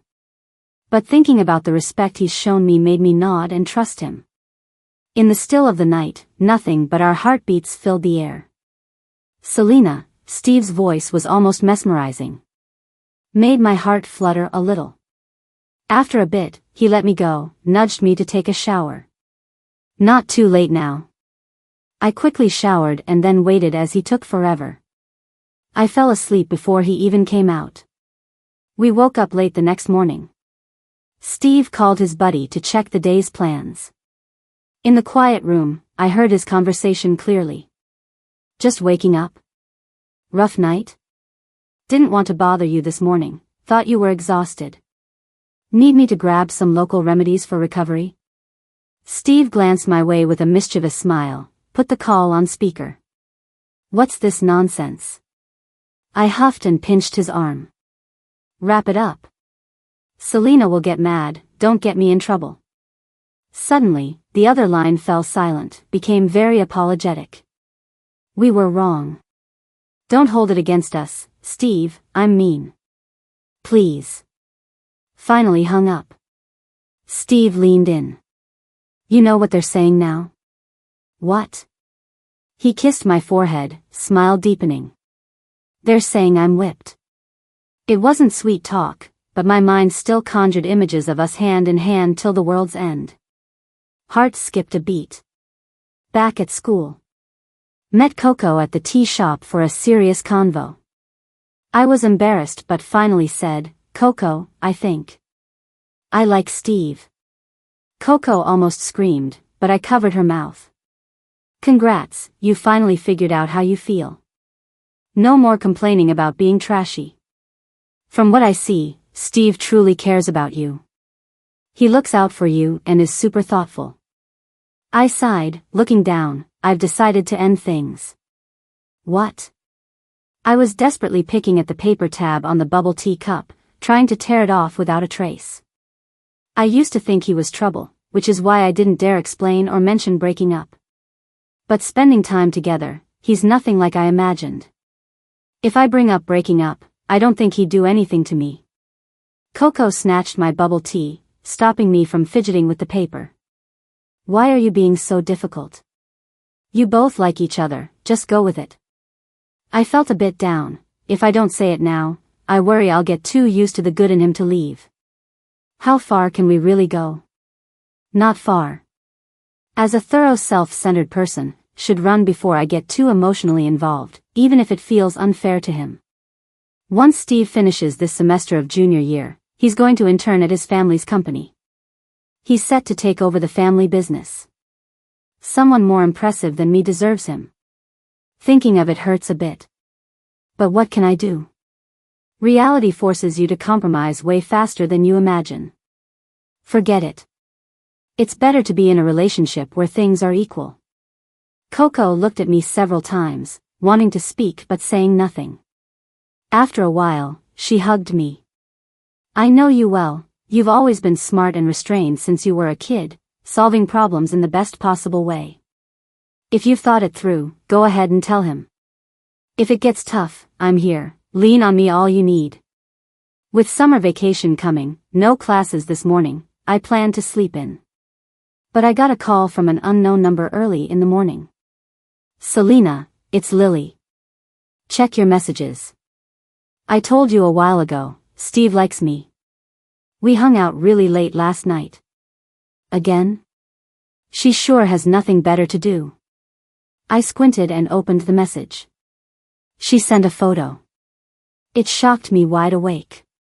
The photo showed Steve with his eyes closed, arm around Lily's neck, lying on the bed together, shirtless. The pose was super suggestive, like intimacy after something happened. I gasped, feeling ice running down my spine. My heart felt twisted, almost suffocating. All I could think about was finding Steve and getting to the bottom of it. I dialed without hesitation, and every second waiting felt like an eternity. Steve answered tenderly, Selena. Hearing his voice, my heart eased a bit. Taking a deep breath, I asked point blank, Steve, want to talk about the photo? You saw it? She sent it to you? Steve paused for a few seconds, then spoke with unprecedented caution. If I explain, will you believe me? I replied seriously, I believe you. Steve started explaining. I didn't touch her. Last night, they tricked me into a dinner where I overheard them planning an engagement without my consent. I got really irritated, drank, and felt drowsy, so I got a room to sleep. When I woke, she was standing by the bed. I was shocked, and she showed me the photo, demanding I take responsibility. But I didn't open the door before sleeping, and wasn't drunk enough to forget doing anything like that. She's lying, but I lack proof. I quickly asked, is she there too? Still in the room? She's outside, I'm in the bathroom. Steve, text me your location. Don't leave. Wait for me. What are you going to do? You'll see when I get there. Can I bring Mark along? Sure. I transferred that photo to my computer. Just about to freshen up, Coco knocked, pulling me to the stairwell. She was angry. Selena, Steve's really a jerk. The social pages are blowing up, tons of people posted bed photos of him with others. I'm so furious. I feel like grabbing a big knife and taking action. I whispered in her ear, Coco, I know where they are. Want to come with me to confront them? Let's go. Right now. I suddenly had an idea. Hold on, can you do my makeup really well, like make me shine? Can you do it? I also need to wear something amazing. Leave it to me. With your looks and my makeup skills, we'll take them down without a trace. We'll stand out, even if it's a fight. Coco, Mark, and I got into a taxi. Mark nervously explained, Steve's not like that, something's off here. I cut him off. Mark, I asked you to come for a reason. If a fight breaks out, can you protect Coco and me? I mockingly pouted, can't? If not, get out now. Mark stammered, Steve doesn't hit women. He wouldn't fight you. I can't beat him. I frowned. Who said I'm fighting him? The girl fight is where you guys won't be involved. Coco nudged my sleeve. Selena, you really planning to throw down? Cool, I haven't fought in ages. Coco's remark about fighting surprisingly made me a bit excited about it. Assess the situation later, have my back. I remember you used to be quite a fighter. Absolutely. I opened Steve's message. It included Lily's info. We arrived at the hotel. I rang the bell. Steve opened the door. He looked dazed when he saw me, reaching out as if to hug. Selena. I pushed him away, now's not the time. Where's Lily? Just then, Lily appeared, wrapped in a towel, swaying her hips, tauntingly teasing me, still clinging on, chasing to the scene. Steve sharply said, Lily. I flicked my hair back, raised my eyebrows, crossed my arms, and confidently walked toward Lily. Wearing my heels, I stood towering over her, eyes fixated, without a word. She seemed startled, stepped back. I pressed on, meeting her gaze until she was backed against the wall. I held her shoulder with one hand and grabbed her chin with the other, making her look at me. Miss Lily, we meet again. Afraid of me? No way, right? Weren't you always acting so tough? This time, take a good, long look at me. Listen, besides having money, what else compares? When I put on makeup, I'm way prettier than you, right? Don't frown, Miss Lily, it's not becoming of your noble demeanor. I'm 172 centimeters tall, you're only 163 centimeters. No amount of milk will let you catch up. Too bad, you can only be shorter. Heard you couldn't even get into a local public high school and had to study abroad. Mind sharing your GPA? Not to boast, but on a 4-point scale, mine's an average 3.85. Steve and I are just friends, nothing funny. You think he'd turn a blind eye to me for some sneaky stuff with you? I let go of her chin and reached for Coco to pass me the phone, and opened that photo. Miss Lily, let me give you a tip. Next time you post photos, make sure to touch up the Photoshop traces better. You know, when you check the properties on a computer, it shows the Photoshop program name. Not sure what you edited, but I've sent it to a friend who's good with pixel algorithms to highlight the doctored areas. Lily's face visibly changed color, and she retorted loudly, "Don't bluff. You think you can scare people with cheap tricks?" I snorted, still in denial. Huh? Let me enlighten you then. You claim you had something with Steve? Call the cops, then. Show some actual evidence, maybe test for any substance residues from last night and compare with Steve's. How about that? Are you insane? Why would I do something like that? I'm not trying to accuse him. The volcano I had been holding back finally erupted. The pics on confession walls, forums, and Facebook, all your handiwork, right? The truth isn't even out, and you pull this stunt to force Steve to take responsibility? Girls have reputations, guys don't. You're wrecking Steve's name. Don't you get how this affects Steve's family? Ever thought about that? Unbelievable. You're a girl, have some self-respect. You're driving me mad. Justice needs to be served. I slapped her before I could even think twice. She stood wobbly, almost collapsing in shock. You actually hit me. She threw a punch, but I dodged it. She lunged again. Coco. Enjoying the show? Get over here and help me. Mark. Block whoever's coming at me, or I swear you'll be single for years. I need to vent this. In no time, the three of us were a tangled mess. Lily was wild, swift with her punches. Good thing Coco was there, she's got fighting skills. Despite her small frame, she's strong, and quickly pinned Lily's hands behind her back, using her knee to subdue her thighs. I gave Coco a thumbs up. Awesome, Coco, I owe you a big dinner. I squatted down, ready to tickle Lily. She laughed uncontrollably, writhing like a cute little caterpillar. Miss Lily, see your mistake. Keep hiding, and I'll keep at it. Want me to record your giggles and send them to you? Lily glared at me, looking like she wanted to stare me down to a skeleton. I kept tickling her sides relentlessly. After a while, she couldn't take it anymore. Stop. I'll talk. Miss Lily, should have come clean sooner, could have saved yourself the trouble, I said, secretly starting a recording on my phone. Steve drank spiked drinks yesterday. This hotel is owned by my family. I got in with my card. He was out cold, strong, and it took me ages just to pull off his shirt. Wanting to take a photo without cooperation, I had to Photoshop the rest myself. I tickled her some more, pleased with myself. Miss Lily, do you get it now? Hesitantly, she admitted, I get it. I couldn't resist educating her. Don't learn those dirty tricks you see on TV. You need common sense. Someone drunk, drugged with sleep aids? Nothing's happening in that department. When I finished, I stood up, signaling Coco to let Lily go. Just as I got up, someone suddenly hugged me from behind, tightly. I felt warm breath on my ear. Selena, thank you for believing in me. I wriggled around, turning in his arms, reaching up to feel his hair. And you call yourself the school bully? Can't even handle this, embarrassing.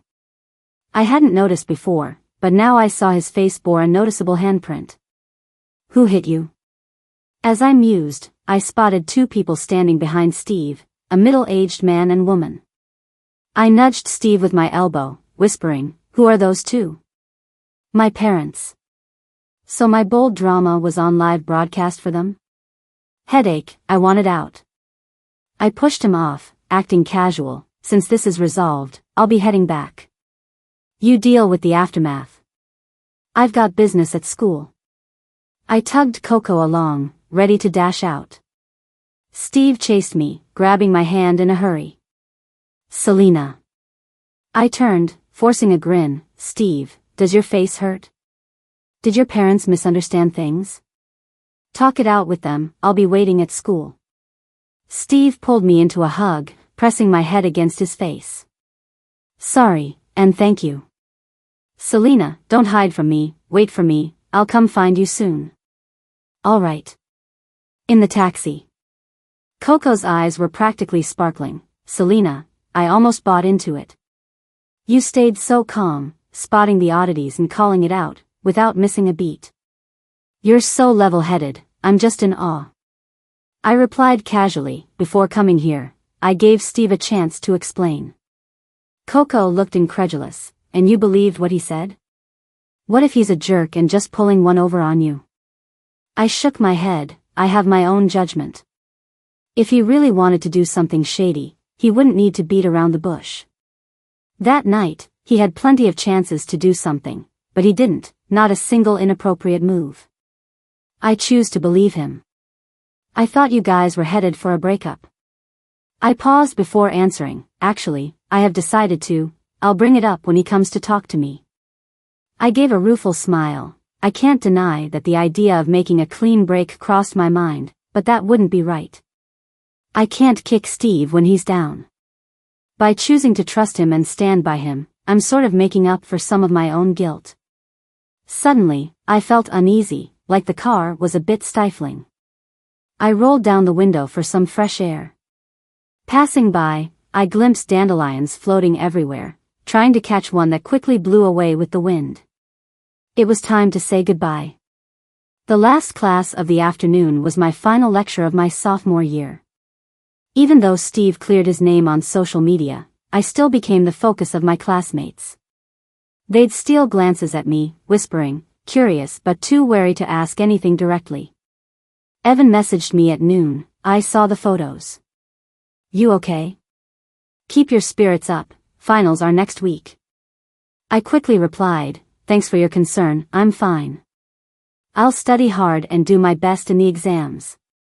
Then, out of nowhere, the man at the center of the drama appeared at the classroom door. With his hands in his pockets, Steve looked straight at me, causing a minor stir. Ignoring the curious stares, he strolled over and sat down beside me.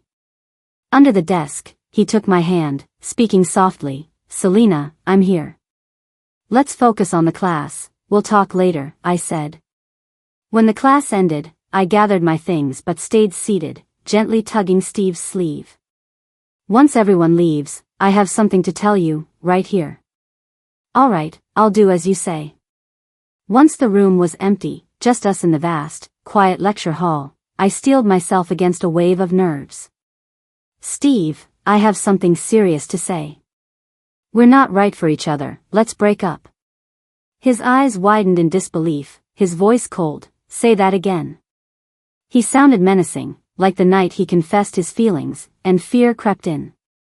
Clenching my fists, I tried finding the courage within. Steve, I'm saying, we're breaking, the rest of my words stuck in my throat. It took him a while before he let go, and his eyes blazed as if on fire. He sighed, rubbing the back of my head.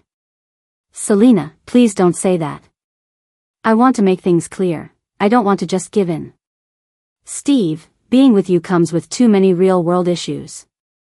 Today it's Lily, tomorrow it could be someone else. Truth is, someone like me doesn't match up to someone like you from a different world. We should. He shot me a warning look, cutting me off, say it again, and I'll block your words, till you can't say them anymore. I decided to respond recklessly, you're being unreasonable and so harsh. When my girlfriend tries to leave, who has time for reason? You sweet-talked me earlier and now you're ditching me? Heartbreaker. Frustrated, I turned away, quiet. Steve shamelessly leaned on my shoulder, softening his voice with a playful grin. I got a bit loud there in the heat of the moment, that was my bad. Forgive me, okay? There's an old saying, saving a life forms a bond. From now on, I'm all yours. Seriously, can you act normal? I scoffed, no thanks, not necessary. Then flip it, now you're all mine. Selena. He pulled out something from his pocket with a red cover, showing it to me. Remember this student ID of yours? I was shocked, I lost that a year ago, how do you have it? Steve pinched my cheek, enough to sting, his eyes filled with mock disapproval. I saved you the night you ran into some trouble a year ago. You didn't even know it was me and thanked someone else. Oh great. A mix-up lasting an entire year. Selena, you're truly the one being unreasonable.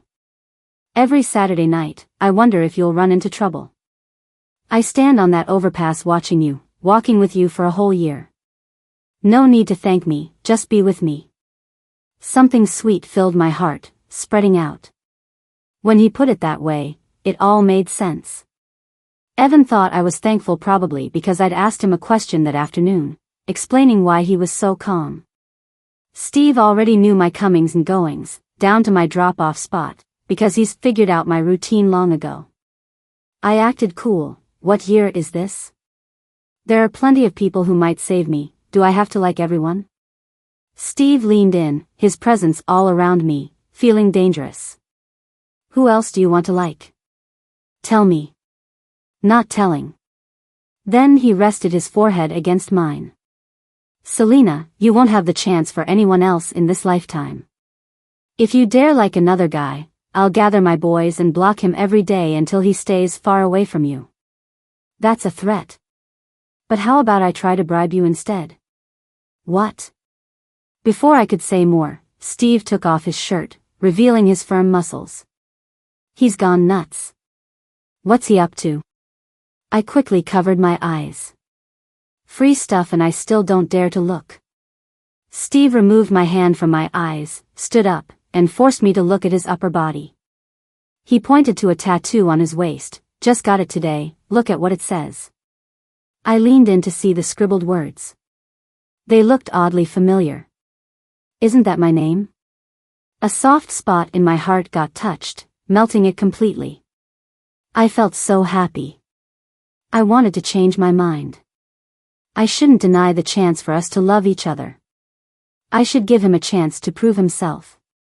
In my restrained and rational life, I wanted to let loose and love fearlessly. I got playful and teased him. How long does it take to wash off that tattoo? It's so ugly. No way, I'm keeping this tattoo for life. You want to be with me forever? That's not guaranteed. What? Are you planning to abandon me after starting something? The world is big, I want to go explore. Don't, I beg you. Look at me, I promise you'll never get tired of it. I refuse. Steve almost cried. Do you believe I'll cry right here? Fine, cry, and I'll agree with you. I swear, I was just joking. Steve actually forced himself to cry. He looked so pitiful. Unaware, we were in a classroom that was scheduled for an event. We got caught by a group of underclassmen seeing Steve shirtless, crying in my arms. The next day, there was a hot rumor around school. The school bully got bullied by me and cried, begging me not to abandon him. And he didn't hold back his joy that night. Almost kissed my lips swollen. Epilogue. The first time I saw Selena was at the practice room for the freshman arts night. I was tired and went to the back, grabbing some chairs to lie down and rest. Later, I vaguely heard music play, but I ignored it and kept sleeping. When I woke up, they were rehearsing ballet. The girl in the center had a graceful posture, an oval face with a rosy glow, obsidian eyes, and a charming smile. She looked quite well behaved. I smiled, she noticed me staring and glared back, kind of adorably fierce like a little kitten. The second time I saw her was again at the practice room. She seemed to have twisted her foot and was sitting with another girl at the back, tending to her injury. Selena, are you really not going on stage to perform? It's just a minor injury, but Anna said she wanted to perform this afternoon, so I gave her the chance. Don't tell me you twisted your ankle on purpose. She stuck out her tongue and squinted, not telling you. I was curious. Usually, freshmen scramble to perform for the exposure. Ballet dancers are typically very popular, receiving lots of admiration from guys after the show.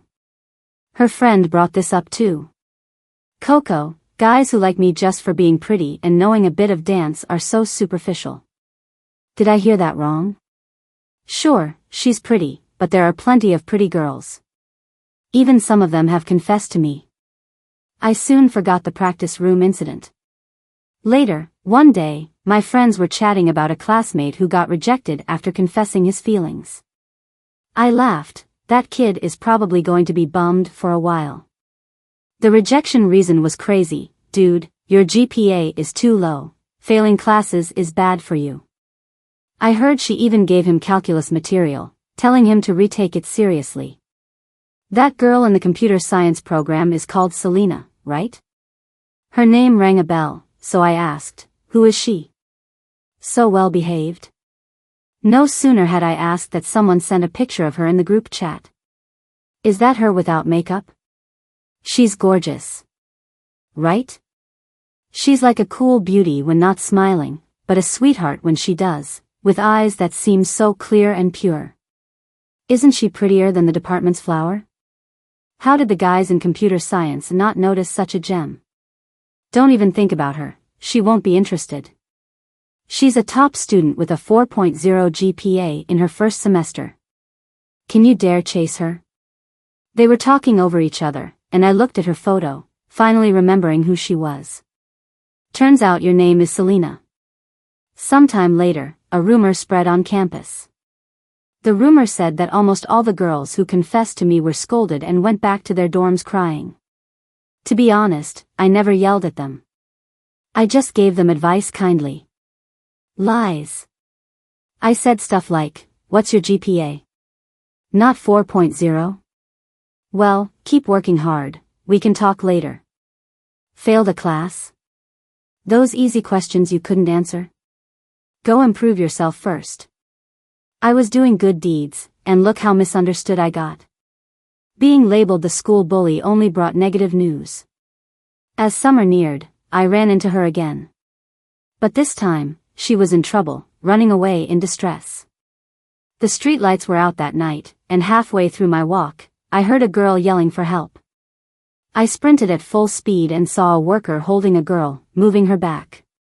What the heck? I yelled angrily, let go right now. I rushed up, yanking away the worker, and gave him a good beating. I intended to drag him to the police station, but he escaped. The girl vanished at some point, but I found an ID card on the ground.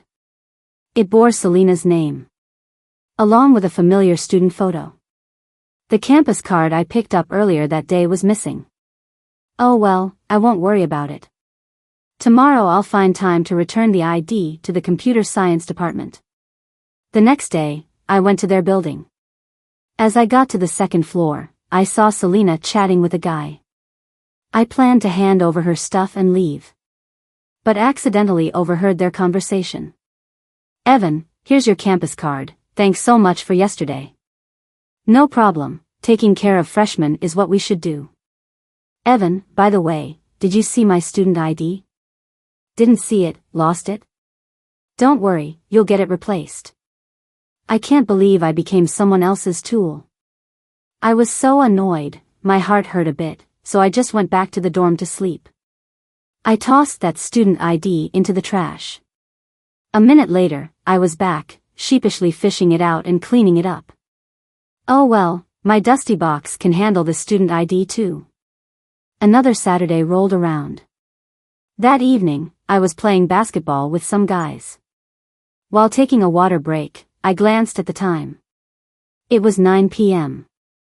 Out of nowhere, I thought of Selena. Last Saturday, she ran into trouble around 9:30 p.m. What about tonight? Would she still pass by there? Why do I care so much? Haven't I had enough of being someone's tool? Distracted, I missed a few shots. I was all over the place, mentally. Oh well, being the so-called campus tough guy, I should at least care about campus safety. People passing through there probably take the subway home. At 9:20 p.m., I got to that area, keeping an eye on the subway exit.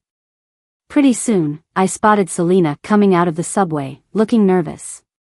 She pulled a small bottle from her bag, holding it tightly while glancing cautiously around, then took out her phone to make a call. I followed her from a distance, keeping it low-key. I started wondering if she had to pass by there again tomorrow, or if this was a daily thing. I showed up every night for several nights before it hit me that I could simply ask around. Can't believe how slow I was to realize that. Didn't want to be mad at myself, couldn't bring myself to scold myself either. Gradually, going for a stroll near the subway station on Saturday nights became a habit.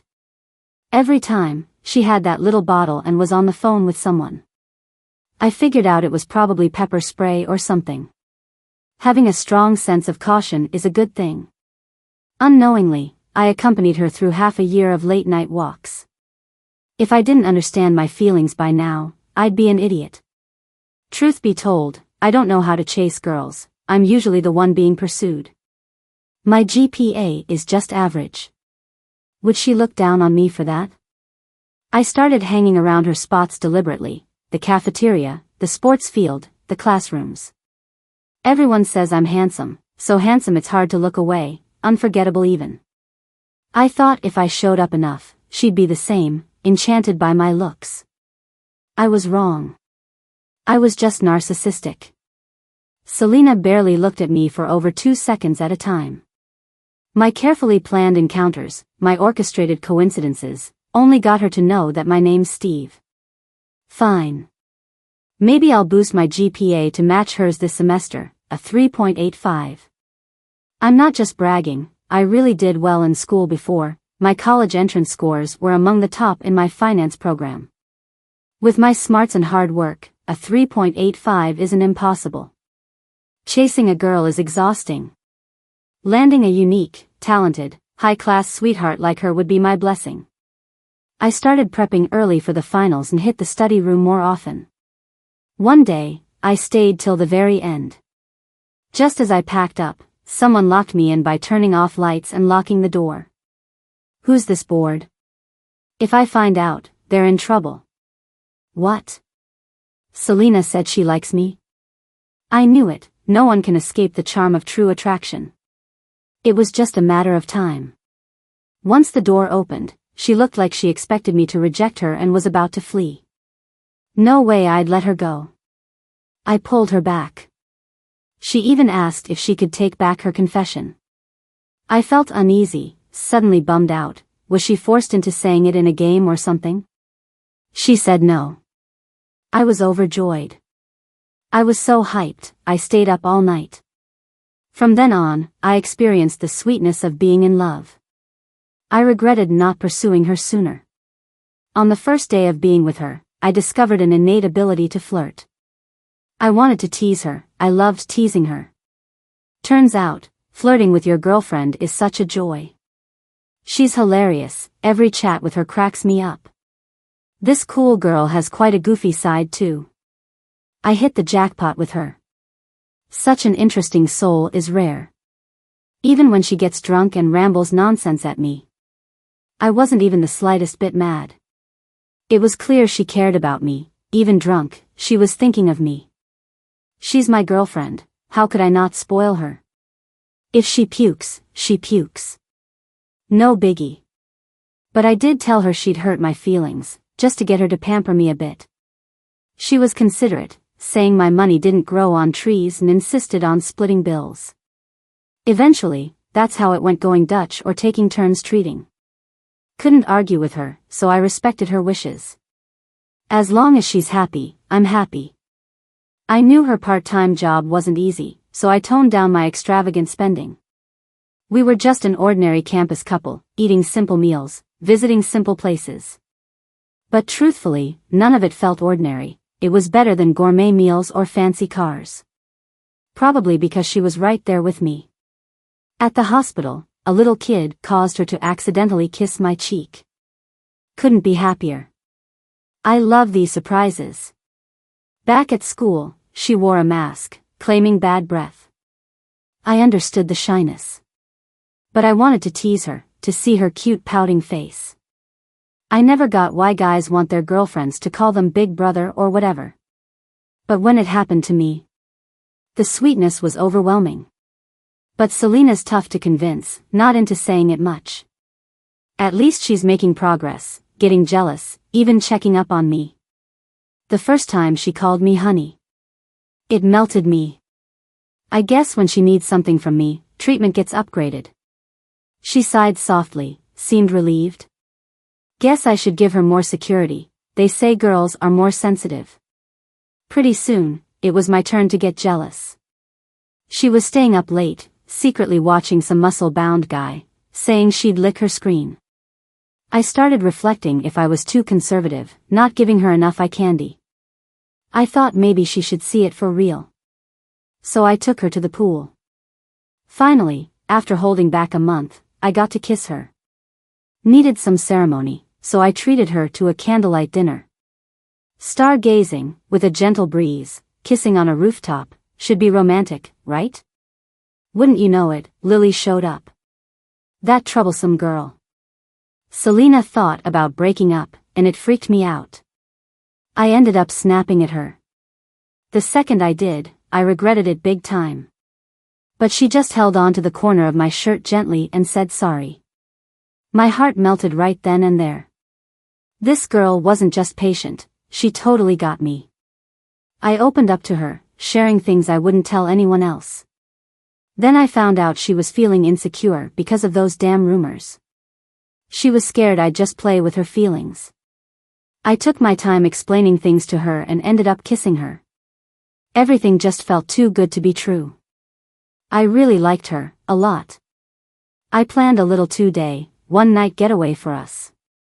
She booked her own room. Honestly, sharing a room wouldn't have been a big deal. I'm not that kind of guy, especially since we hadn't been together that long. I'd wait until she was ready to marry me before anything happened. Her booking a separate room showed me she wasn't thinking that way either. On our first day out, she totally surprised me. She was game for all sorts of thrill rides, not even out of breath. She wasn't clingy at all, and the only time I got to help her was when she froze her tongue on an ice cream cone. It was the sweetest ice cream I ever had. Since she didn't depend on me, I decided I'd lean on her a bit. I asked her to help me with that pest Jenny. Oh my God, she was a game killer. I silently thanked my lucky stars for this treasure of a girlfriend. When she said she wanted to rest, I walked her back.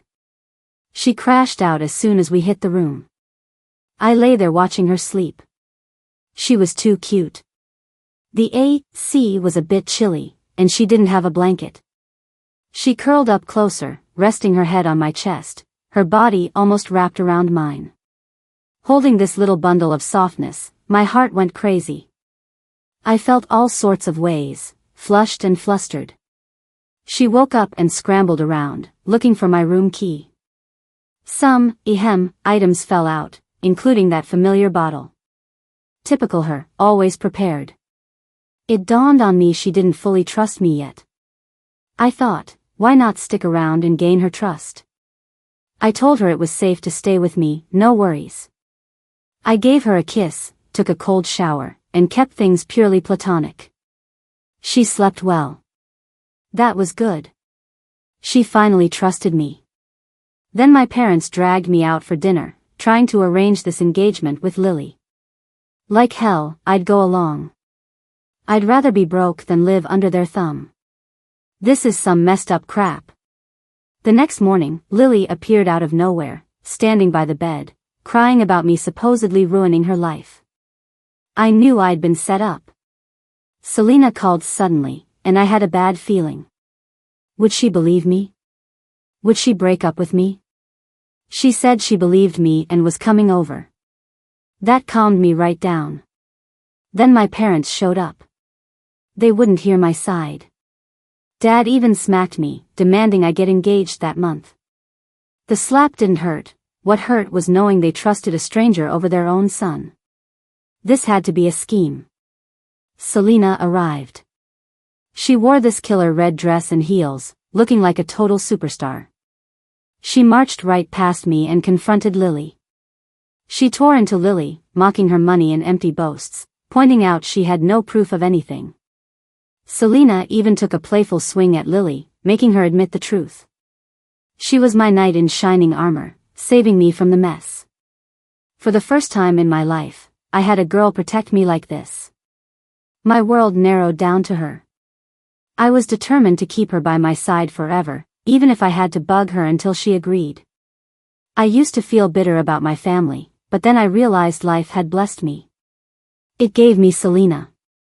I got her name tattooed on my waist, a symbol close to my heart. I wanted her to know how much I loved her. I even brought out an old school ID to show I'd had a crush on her for ages. But then, she mentioned breaking up again. Not a good fit? I could make it work. I did everything to keep her from saying it, pulling out all the stops.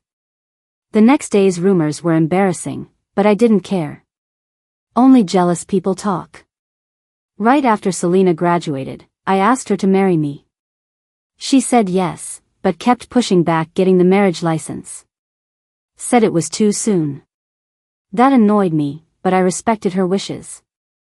She joined a top gaming company as a front-end engineer. I felt so jealous her colleagues were mostly guys.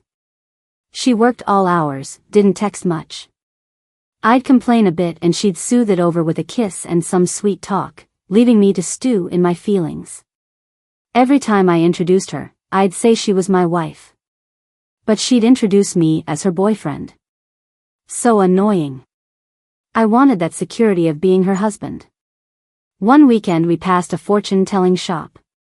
I nudged her to go in, but she refused. A woman stepped out, telling her she had a secret she hadn't shared with me. Selena's eyes darted around, and she pulled me away. We settled in a tea shop, where she confessed. "Steve, I didn't tell you because I ended up falling for you. I didn't want to trouble you," she admitted. I was confused. "What? Do you want to know?" "Don't be upset. It was an accident, but I do love you," she said. I was lost but urged her to continue. As she explained, my face dropped. What? Selena had a thing for Evan? I was a placeholder all along. I'd thought her confession was genuine. I felt stupid. Then I thought, without the mix-up, she'd never have become mine. Realizing that, I let it go. But as a businessman, how could I let this slide? No way. I pretended to be mad. "You hurt my pride, deceiving my feelings." She scooted over, wrapped her arms around me, and in a playful, coaxing voice, she said, "Don't be mad. We were young and dumb. I love you the most. Let's go home and kiss." I bargained back, "That won't work. Try something else." She replied, "Name it, and I'll try to make you happy." I grinned, "Make it legal." "We're not illegal," she quipped. "So? Monday, we get the license. You'll be my wife. Stop with this talk, seriously. See what I mean? Empty words. I'm not going anywhere. I'm only 24. 24 is late for marriage. You're being senile. Careful or I'll cry." Finally, she agreed. Monday, we went for it. At home, I picked her up over my shoulder. "What are you doing, Steve?" She asked, "What's up?" "Doing what's legal," I replied. Honestly, I'm so grateful for that confession mishap. Without it, Selena wouldn't have become my girlfriend so soon. And without it, she wouldn't have become my wife any faster.